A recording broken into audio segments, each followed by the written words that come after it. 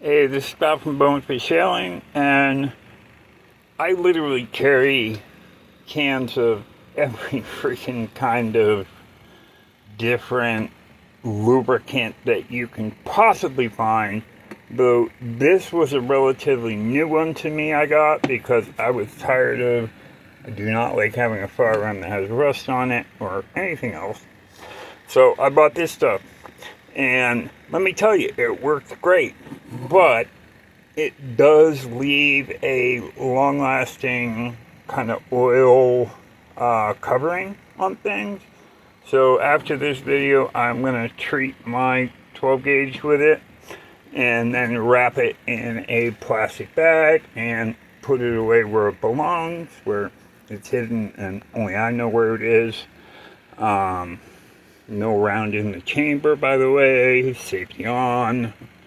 The biggest thing, one of the biggest things at least, and the primarily most important thing about a 12 gauge to me is that when you pick it up and actually rack it by putting a shell in here, which I'm going to put the camera down so you can just hear it.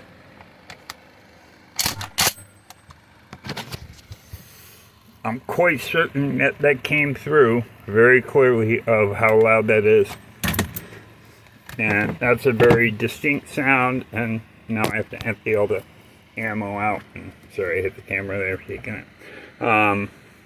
And reset it to its previous configuration, because that sound of racking a shell or chambering a shell, if you want to be really proper about it, is the sound that I want somebody to hear.